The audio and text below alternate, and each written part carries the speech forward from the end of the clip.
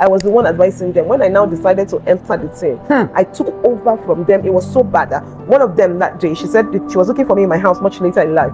And then someone told her, she said, which of the rooms? And we'll say to here in Abuja. And they said, follow the smoke. At the end of the smoke, you see Tega. Jesus. See, who said you must be in a club to have fun? Who said you must drink? The word cool. Anybody can give their own definition of you cool. can create fun for yourself. My greatest regret was not being caught earlier. Hey, you remember one post I made on social media? I said, dear teenager, I've never been to a club and I don't miss anything. And Tega came and wrote, even me that went, I can tell you that you did not miss anything. I've been there. My best quote these days for teens is, I've been there, now I'm here, there's nothing on that side.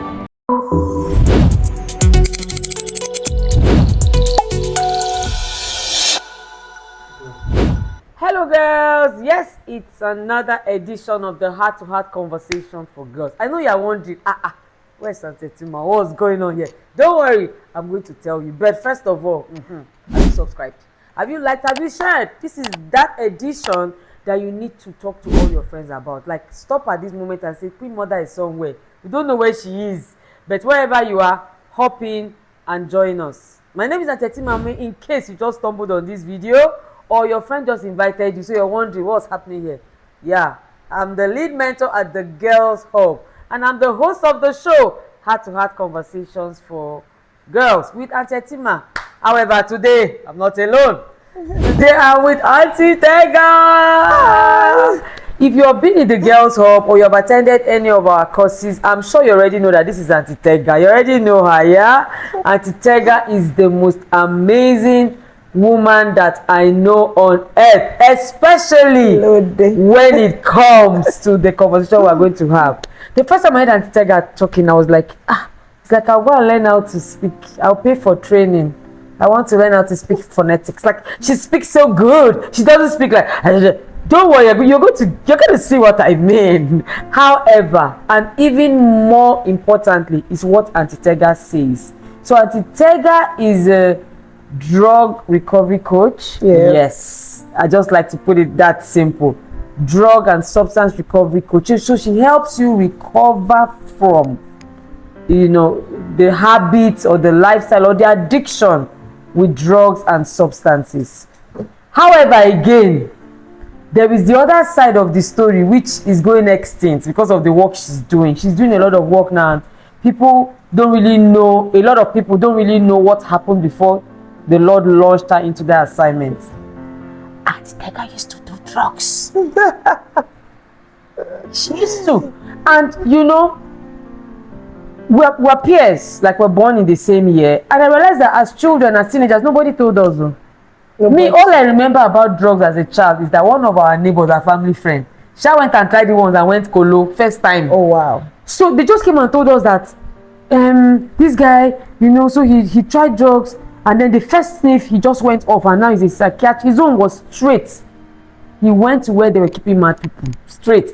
And even after he was done, when he came back, like, he used to be slow. He's this someone that was so bored. He used to look at us like this. How are you? So that's the only memory I have as a teenager or a child. Taking a beating. No. Everything just went off. I don't even know what happened to him eventually and all that. But that's how dangerous this thing called drugs is. So I'm going to just let Auntie Tega. Today, I'm listening.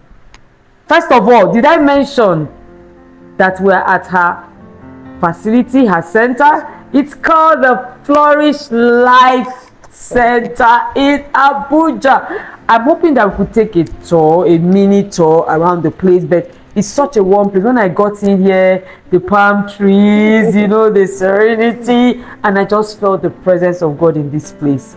Thank you so much for all you do, Auntie Tega. I don't know how you enjoy doing this thing, but that has to be God, because you're shutting your life out from the buzz, from the excitement, from the fun of what is going on there, and you're camping here to help ladies. This center is strictly for ladies, girls. Hey God, can you please do thank you in the comments, Auntie Tega? God bless you, ma. Can you just shower her with love emojis, and let her know that we are thankful to her for saving our sisters, old and young. Thank you so much, ma. God bless you. Thank you for all that you do. And Tetima does such amazing work that sometimes when I'm on the platform and I'm teaching, I'm wondering how are you able to manage this. The Lord is our Because sometimes I'll be like 9 to 13, don't call me. Don't call me. But I love it. Well done, sis. You're doing so amazing. So you want to share your story with our girls? Okay. A brief version. No problem. So you see, when I was younger, I'm sure many of you are very intelligent, right? You're one of those people that are what's the word now? You are smart, very smart, book smart, street smart. Some of you might be only book smart, some of you might be street smart, some of you might be, a mix of both. And then I'm sure some of you also are one of those visual learners or auditory learners. You must know your learning style, because when I was in school, in primary school, getting secondary school, I won't talk too much about all of that. Getting into secondary school, the common entrance exams that you write, I was number 1 in my state, number 3 in the whole country. Wow. That's intelligent, right? And I was one that all I needed to be was in class, and then anything my teacher said, I will remember when it's time to write exams, as in without even suffering too much. Little effort.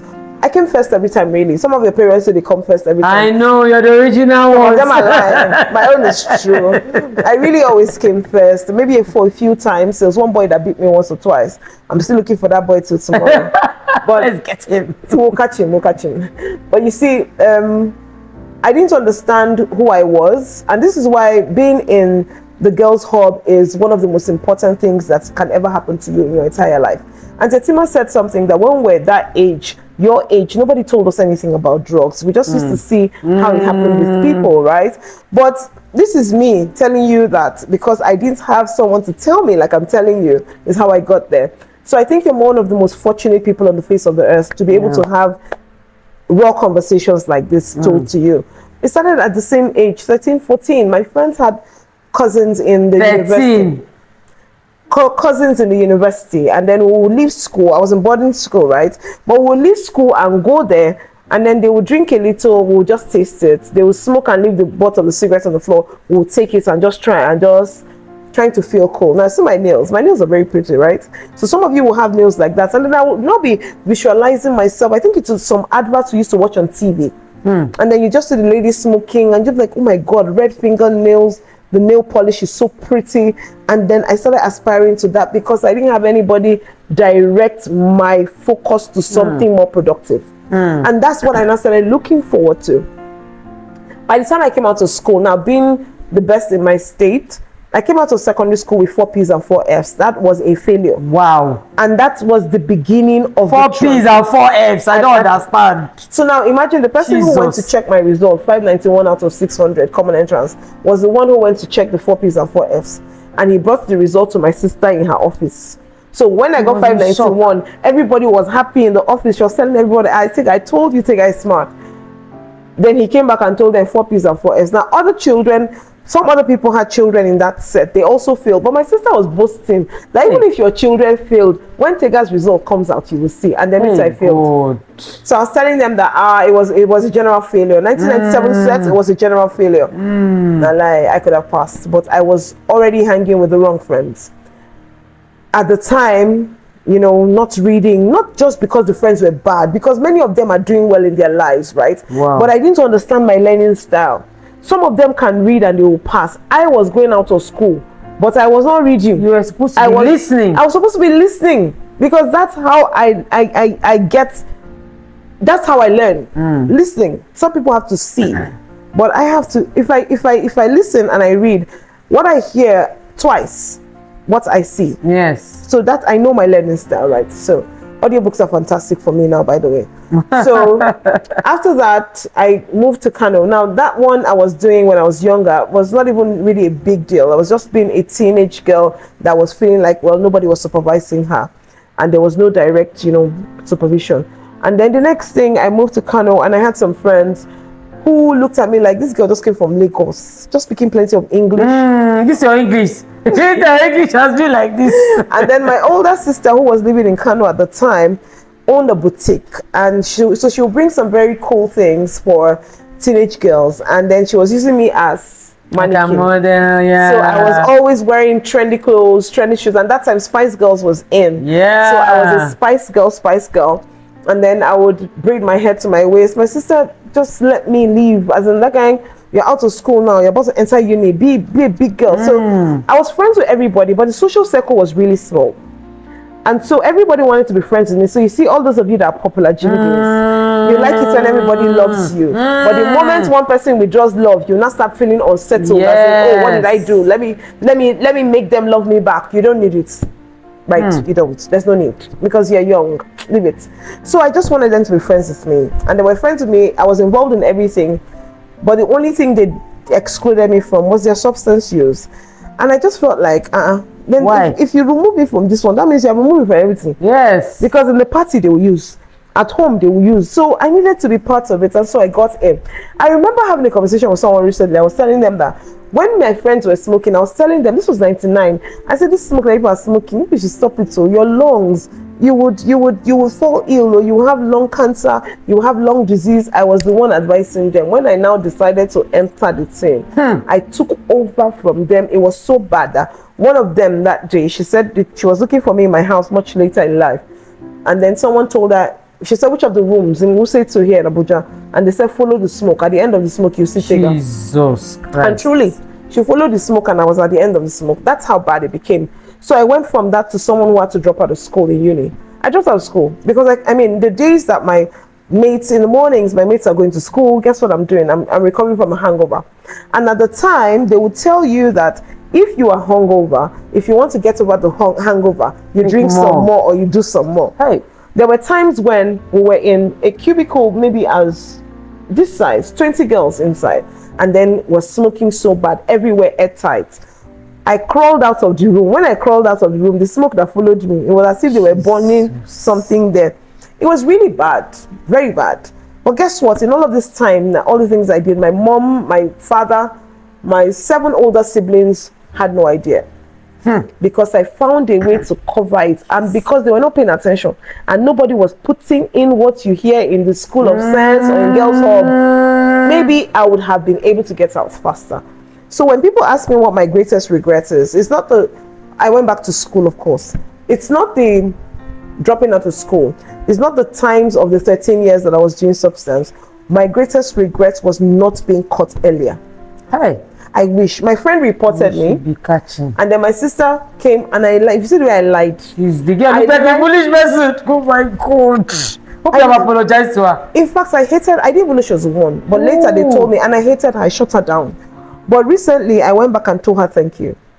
Oh my God. Maybe like a few years ago. Oh I went back and told her thank you because the moment they came, it looks as if it spiraled into the time where I knew that I had come to the end of myself and I needed help.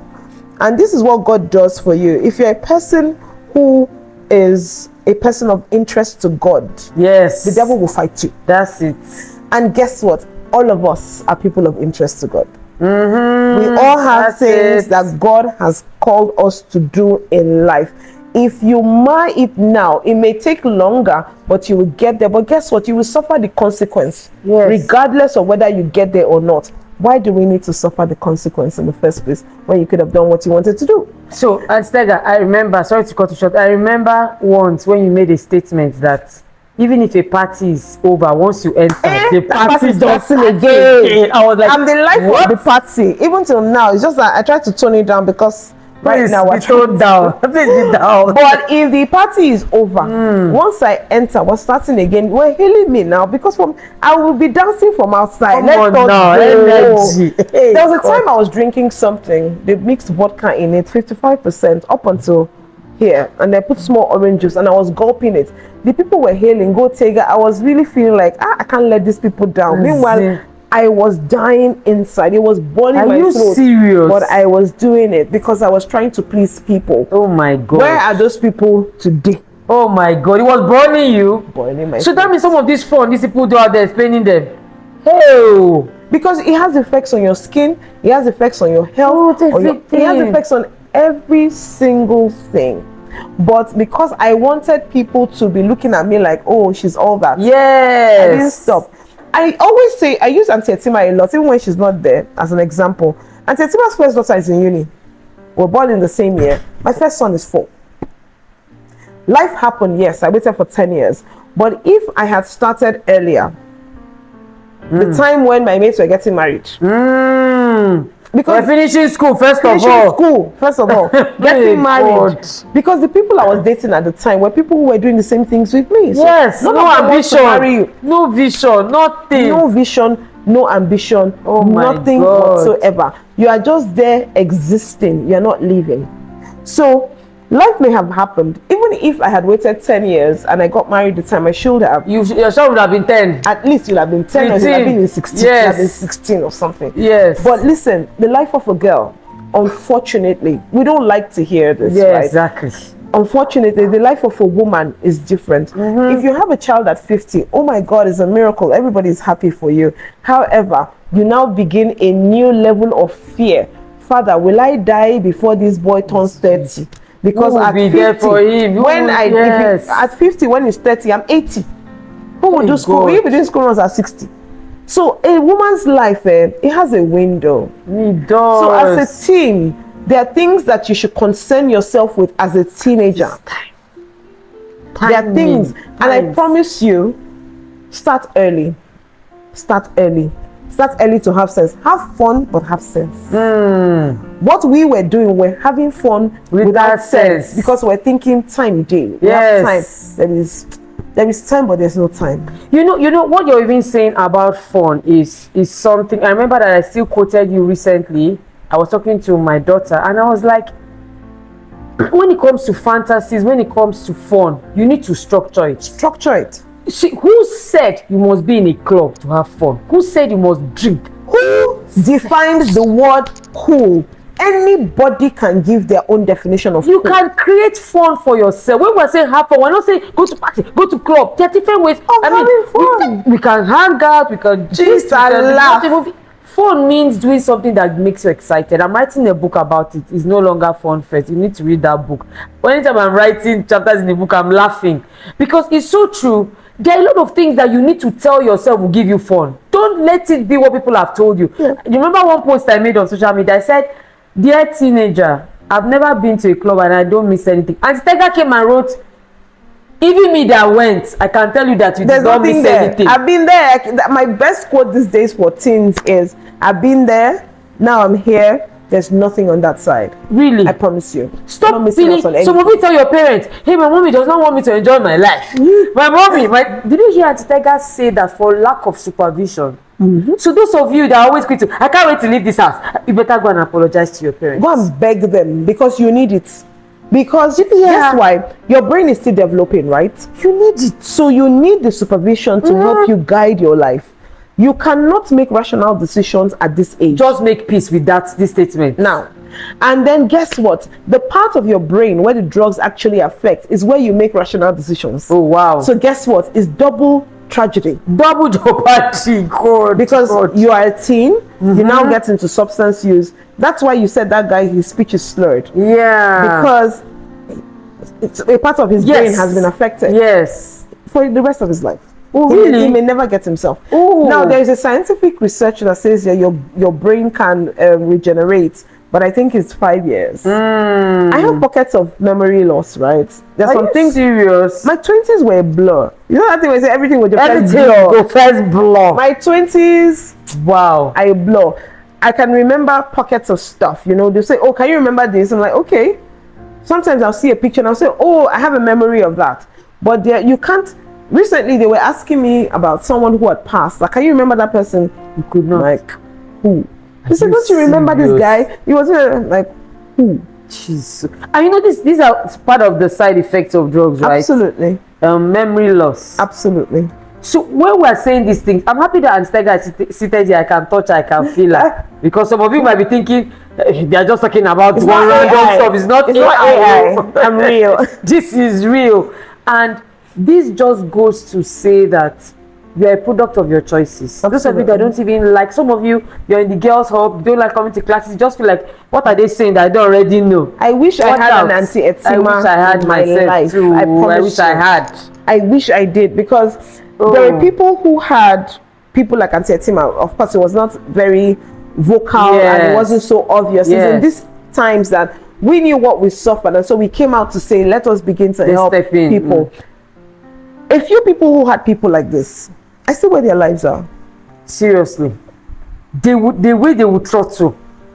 I see where their lives are.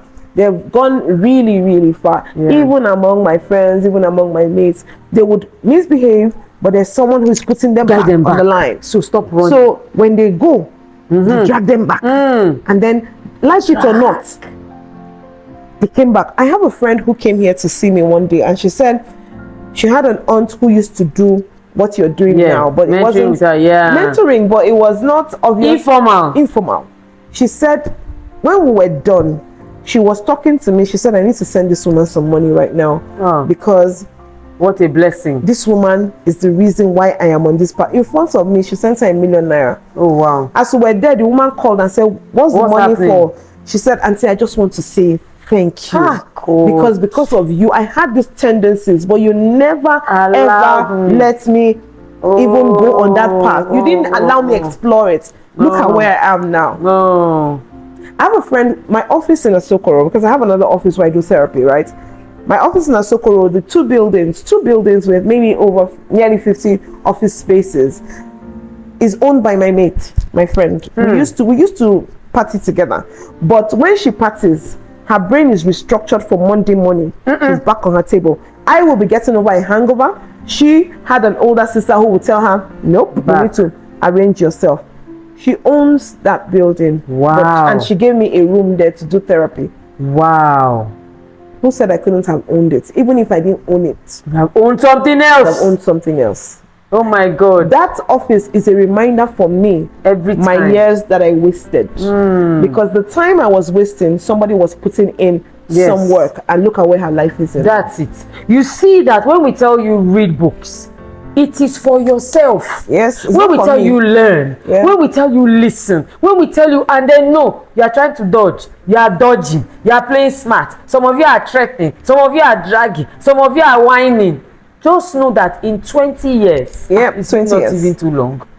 20 years, that's it. 20 years, we will start seeing the difference between this person. You will buy Auntie my car, I promise you. Yes, point place. When you see how your life has all the things you're learning, all of you just come together and say, bring your money, bring your money. You bring buy her it, car, because you must be successful young ladies. Okay, so we're going to just round up, but before we go, I wanted to just talk about the work that you do at Flourish Life Center.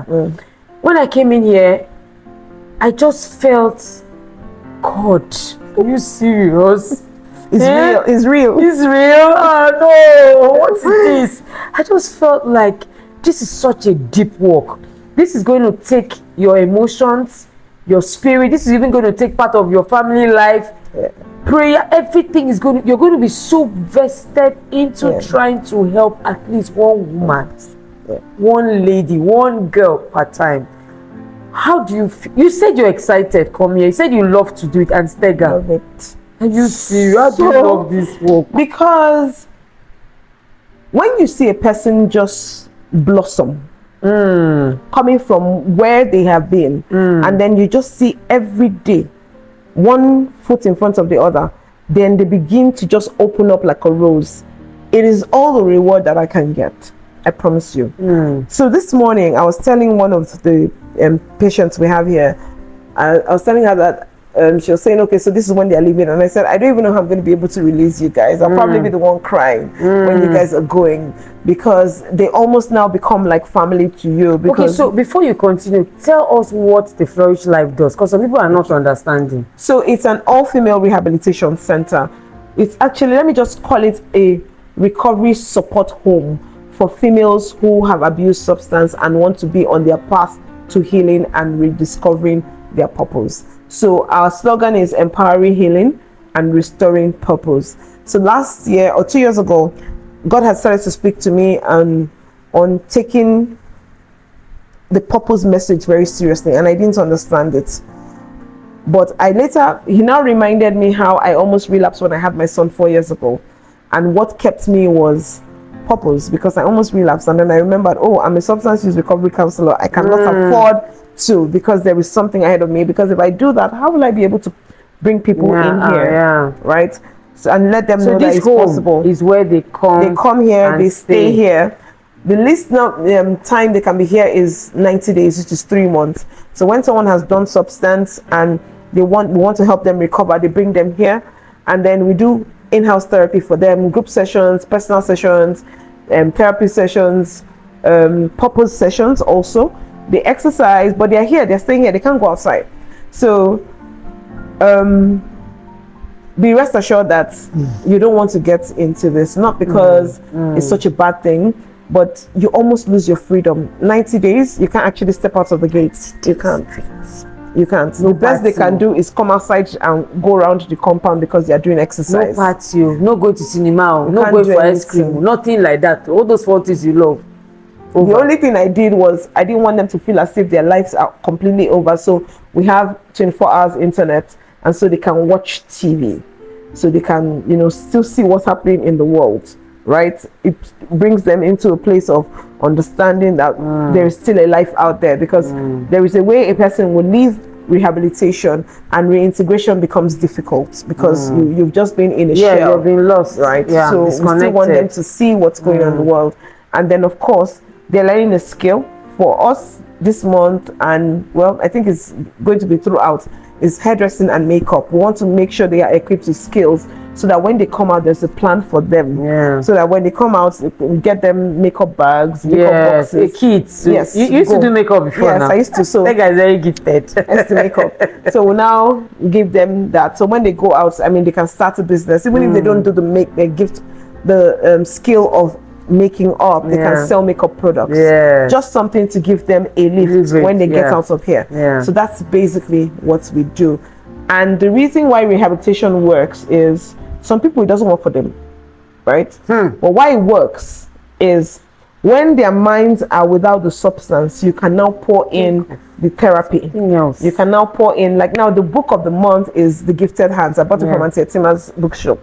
So Gifted Hands, in fact, they were super excited when I gave them their books this morning. Oh wow. They're like, oh wow. I said two chapters a week. They said no. It's too much. It's too small. They said they want to do 4 chapters. I said okay, let's do it for a month. So now they will read, we'll have book reviews as well. So when you are putting all of that in the mind of this person who is not clouded with substance, it sinks deeper. And then what Auntie Tima is doing for you people is more or less what I'm doing for them in here. So when they come out, they will have a semblance of sanity, and be able to face the world after that. Strength, empowerment, personal development. Oh my God! It will start from here, and we pray that it doesn't ever stop. Right? No, that when they go, they will just fire on. Now we pray. Today is our fasting and prayer day. So we make sure, because spirituality is very important when it comes to rehabilitation. They must know that they need a higher power, because they are unable to manage themselves anymore. So that's what we do here. Thank you so much, Auntie Tega. God bless you. God bless you. God will cause Flourish Life Center to keep flourishing. Amen. And to keep helping and impacting lives. If you come to Abuja, you need to visit. Yes, you need to visit and encourage Auntie Tega and show love to any of the ladies that would be, you know, here at any point in time. But please make sure to make up your mind that you will only be a helper to those that are here, that you will not be someone here. You need to decide that I'm not going to be someone that will just go and be a blessing to those that are there. Absolutely. Thank you so much. God bless you. And girls, you see the way I'm now gentle after this conversation. I'm not shouting again. I'm going to see you next week. But make sure that you come back to watch this video and keep watching it and keep taking a lesson and keep sharing with your friends, especially those of us that like fun and stuff. Just know that you should do it in the right way. Even for those of you that are on the calm side, make sure not to allow yourself to be influenced negatively. All right, girls, enjoy the rest of your day and see you next week. Bye. Bye, guys. Bye.